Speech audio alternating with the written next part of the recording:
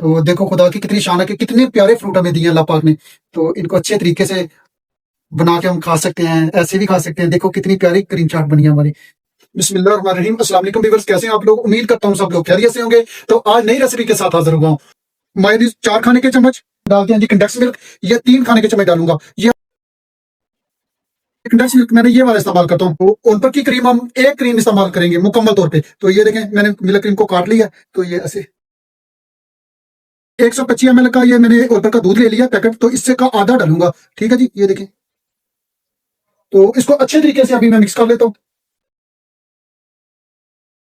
जी। तो इस तरह हम तमाम केले, सबसे पहले केले काट लूंगा। तो फ्रूट में सबसे पहले केले चले जाएंगे नीचे।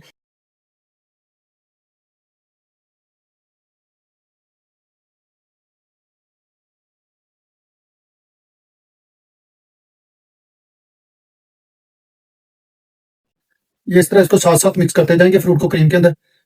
तो ये देखें माशाल्लाह।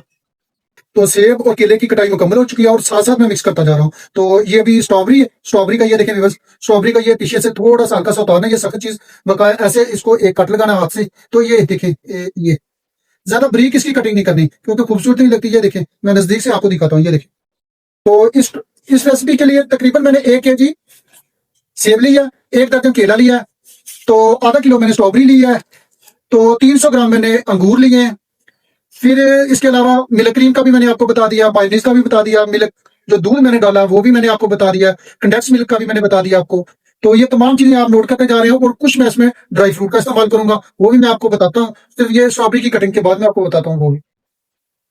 जी व्यूअर्स, ये स्ट्रॉबेरी की कटाई भी मुकम्मल हो गई है। तो इसके बाद अंगूर, ये आजकल बीज वाले आ रहे हैं, तो मैंने बीज वाले अंगूर बीज दरमियान से निकाल लिए। तो ये भी मैंने साथ में ये भी ऐसे मिक्स कर देते हैं।